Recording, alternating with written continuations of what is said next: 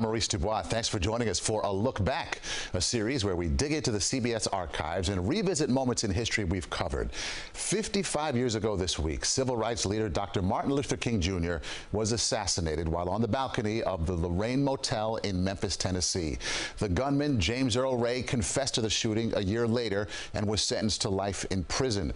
Today, we head back to April 6, 1969, 1 year and 2 days after Dr. King was assassinated. CBS 2's Eye on New York, hosted by Robert Potts, follows a young boy from Harlem who shares his thoughts of Dr. King's legacy with his classmates and his friends from his neighborhood.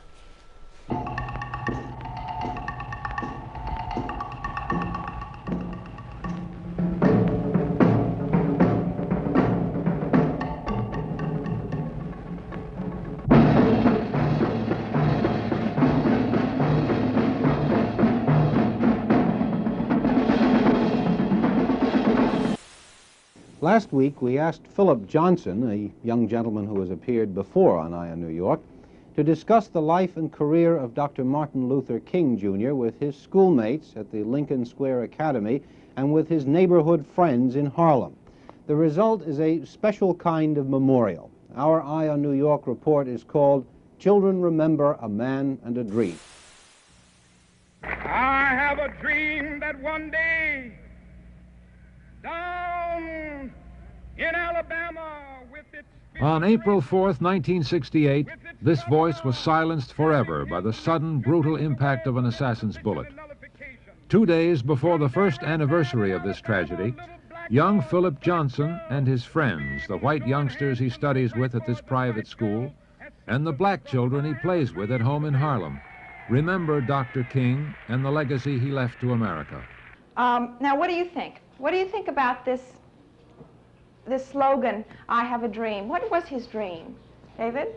Well, his dream was that that all the black and white people would go to school together. We'll have to say that exactly. They wouldn't fight and have riots, and they would agree with things, and they'd work together to be one thing against one common enemy. What about the prejudice from black people against white people?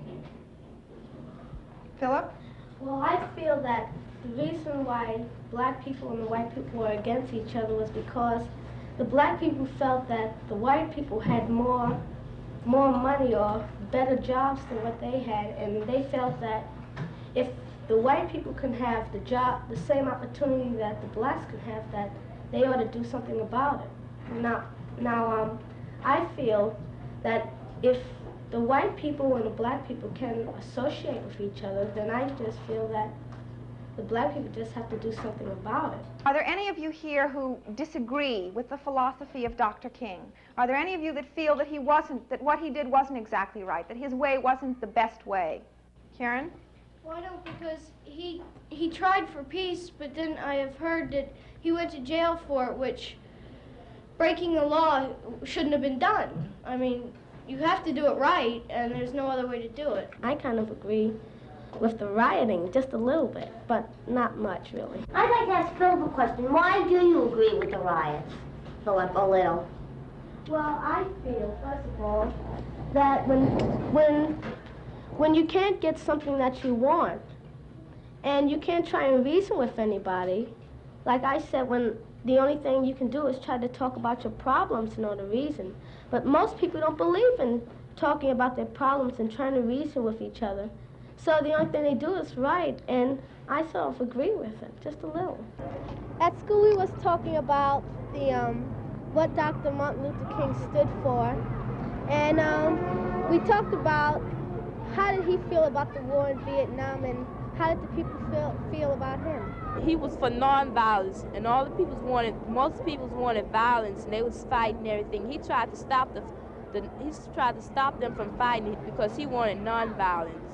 And I could say that he did try to stop the wars in Vietnam. He did try to make peace, and through the segregation and everything that happened. And I think that Martin Luther King, I think he was a great man to deserve what he got. And I think he did it for the best of everybody. I really do think that. What do you think he would have done if he had lived a little bit longer? You did not care.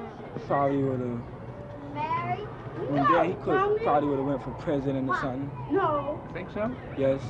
He had a lot of people to back him up. When Martin Luther King was assassinated, it seems as though that the Negro people want to get revenge for him. So they thought that if they can beat up the white people, then the white people would try and give them the same things that they would have. Well, how has that worked out, though? Has it worked out? Well, it hasn't gotten any better. Dr. King's dream is a dream too long denied. He left America the legacy of nonviolence. The responsibility for this legacy belongs to us all. Today, school children are still learning about the life and legacy of Dr. King, learning from the past, understanding our present, tackling injustice for future generations.